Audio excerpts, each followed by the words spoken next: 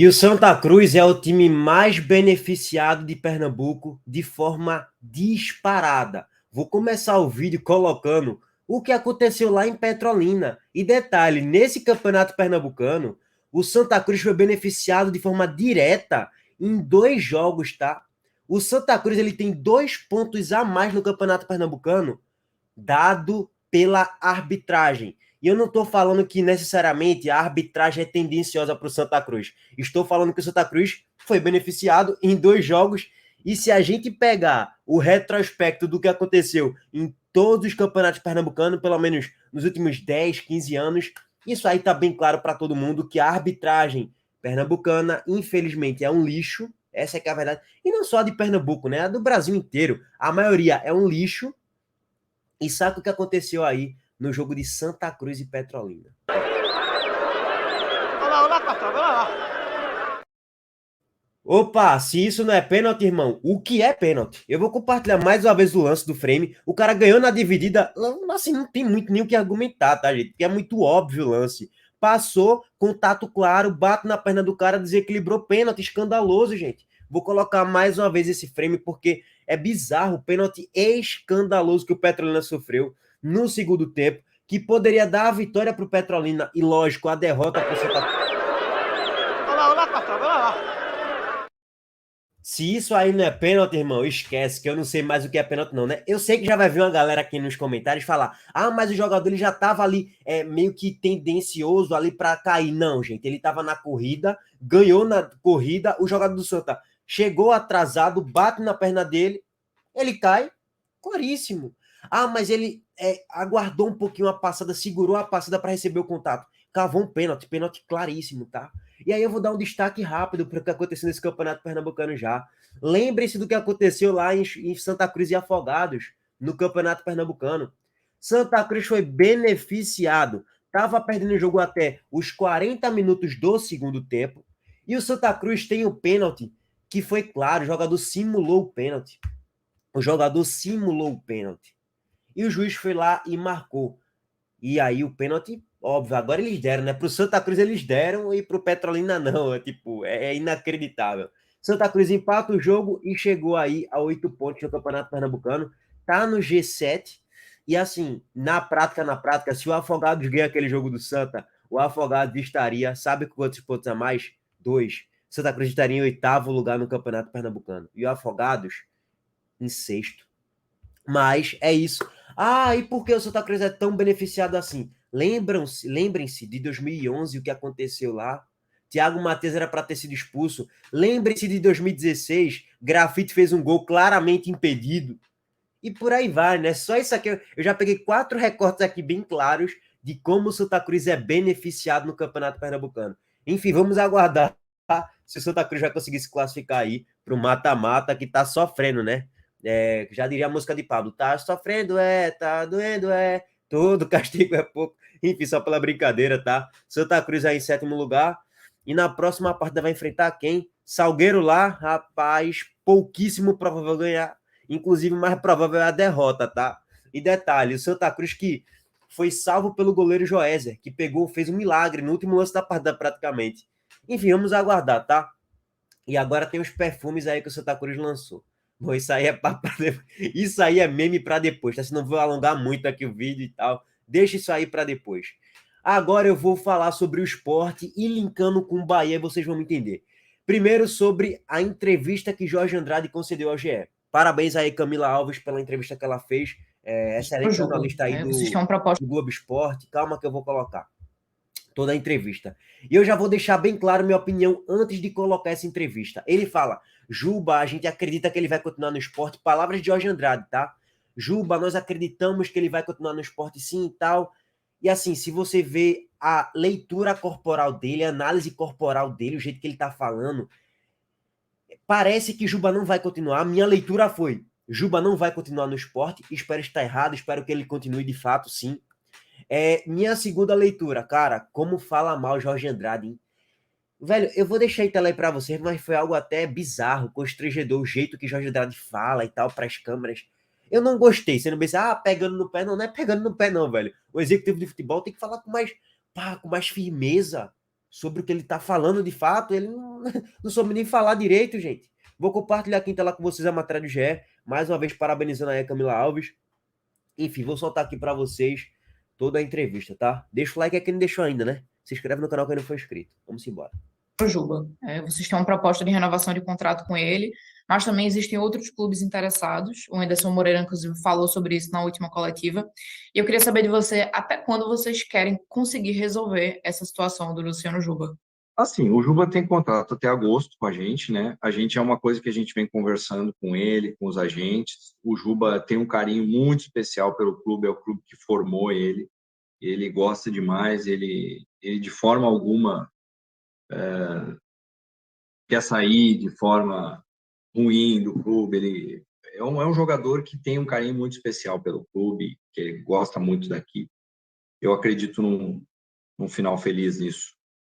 A gente tem conversado bastante e a gente está num processo de conversas, assim, é isso que eu tenho para falar. A gente está num processo, num caminho aí de negociação. Para aqui, tá, rapaziada? De verdade.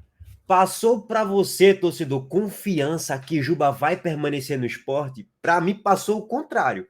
Passou uma confiança que ele não vai continuar no esporte. Enfim, vamos aguardar, né? Vamos agora para o segundo trechinho da entrevista de Camila Alves a Jorge Andrade.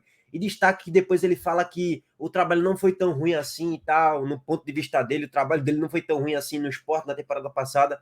Realmente, não foi tão ruim não, foi péssimo, tá? Mas enfim, vamos continuar aqui para passar o segundo corte da entrevista ao GE. Vocês têm trabalham com alguma meta assim, no clube de até quando vocês gostariam de, assim, digamos, de não tem como a gente colocar isso, porque a gente está conversando, né?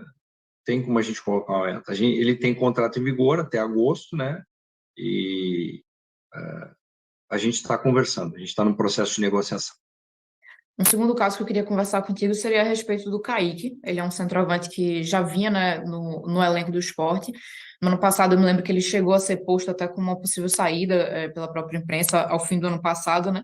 Mas ele continua no clube e, ao mesmo tempo, não tem sido tão utilizado no time. E aí eu queria saber da avaliação de vocês, assim, quais são os planos para ele? Se realmente é um desejo do clube que ele permaneça, como ele tem contrato com o Sport, ou se é uma ideia, de repente, de tentar um empréstimo ou algo do tipo.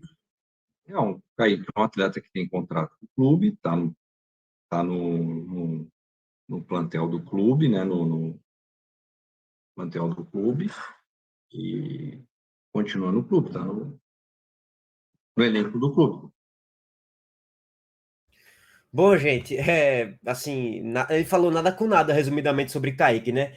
Eu quero fazer aqui só um parênteses rápido. Eu peço desculpa aqui se eu estou pesando muito a mão em relação ao que ele estava falando, a forma como ele estava falando, melhor dizendo, porque talvez ele estava com algum problema de família, não sei exatamente, aí, porra, a cabeça dele tá um trevo e tal, e talvez ele não conseguiu se expressar muito bem nessa entrevista dele aí, sendo bem sincero. Então eu vou colocar esse parênteses, tá? Peço desculpa aí até pro próprio Jorge Andrade se eu pesei muito a mão aqui em relação às críticas sobre a forma como ele falou, porque o que ele falou em toda a entrevista, ele me passou uma total descrença sobre tudo que ele falou. Mas, enfim, aguardar, né? Cena para os próximos capítulos. Comenta o que é que tu acha, né? Agora vamos para a segunda parte do vídeo, que é para falar sobre a entrevista de Renato Paiva. Entendam, vocês vão saber exatamente onde eu vou chegar nessa coletiva de Renato Paiva e vou voltar a linkar o esporte, tá? Vou deixar um trechinho aqui e eu volto em 1 minuto e meio, tá? Deixa o like aqui se não deixou ainda, né? Eu queria que o senhor falasse sobre a ausência do Rezende. O Rezende vive um momento fantástico e provavelmente vai estar fora no jogo de sábado. Como arrumar esse meio campo? Essa pergunta devias fazer aos génios que criticam a rotatividade dos jogadores. Os génios que sabem tudo, que sabem mais que os treinadores e que os fisiologistas, que os preparadores físicos, das pessoas que se formaram nisto, que têm experiência não só teórica, mas prática, não é? Tudo isso, que trabalham todos os dias com os jogadores, e depois vem o adepto, porque o adepto tem direito à opinião. Obviamente, o adepto terá sempre direito à opinião. Não quer dizer que tenha sempre razão. A opinião temos todos direito. Depois temos razão ou não temos razão. E quando falamos de coisas que não sabemos, não temos razão. Eu, se me puser aqui a falar de biologia, não tenho razão nenhuma, porque percebo zero de biologia. Portanto, a questão do Rezende foi num relevado exigente, muito fofo, muito exigente, a nível físico, já sabíamos que íamos arriscar um bocadinho mais. Era um jogo muito difícil, como se provou ser, e o Rezende acaba por ter um problema muscular, como eu antecipei depois do jogo da Fonte Nova. Eu disse isso, eu expliquei isso, e aconteceu. Portanto, agora, os génios criticam a rotatividade e criticam todos os treinadores no Brasil, repito, todos os treinadores no Brasil, porque todos rodam. Os génios que criticam a rotatividade, agora que apareçam, não se escondam, apareçam agora, apareçam, porque nós sabemos o que estamos a fazer, sabemos os limites dos jogadores até onde podem ir, e hoje aconteceu uma coisa que eu não queria, que é a rotatividade, que é ficar sem um jogador, e eu não queria isso. E aí eu vou aparecer, tá? Eu sou, como ele falou aí, né? Eu sou o gênio da rotatividade. Eu sou o cara que mais defendo isso que Renato Paiva tá tentando fazer, de rodar o elenco. E aí eu vou linkar o esporte. E a gente até falou sobre isso em live. Lembra-se do que aconteceu com o Ronaldo? A gente perdeu o Ronaldo pro Retrô, por uma questão ali de lesão e tal, enfim. Eu coloquei que nessa Moreira falar, eu não quero isso de poupar jogador, só se a gente monitorar o atleta e ver que ele teve um desgaste muscular. Cara, mas é que eu volto ao ponto, tá? O Sport teve 2 jogos perfeitamente possíveis para rodar o elenco e evitar um desgaste maior dos jogadores, que foi contra o jogo do Afogados na última quarta-feira, que o Sport venceu de 4-1, e foi contra o Belo Jardim, papo de uma semana atrás, uma semana e meia atrás. 2 jogos muito fáceis que o time poderia ser muito mais rodado.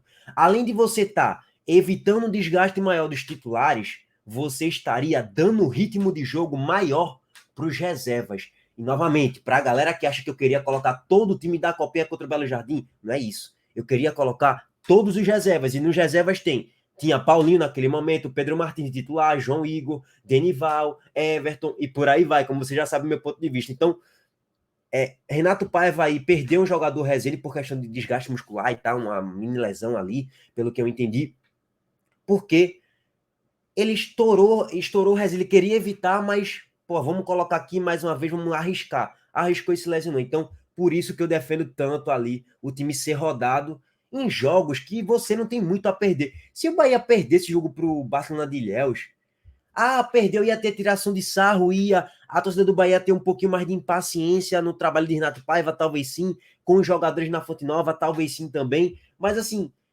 em termos práticos, não ia ser nenhuma grande diferença. Em termos práticos, o Bahia ia continuar na liderança, ia continuar líder do Campeonato Baiano, então não ia ter nenhuma grande perda ali para o Bahia para a temporada, não. E para o Sport é a mesma coisa, o Sport não ia deixar de ganhar do Belo Jardim, nem do Afogados, se colocasse todos os reservas, não, tá? Eu tenho convicção em afirmar isso. Mas, enfim, por isso que eu queria deixar esse trechinho aí da coletiva de Renato Paiva. Tamo junto, rapaziada. Abraço aí para todo mundo. A gente volta aí mais tarde. Valeu!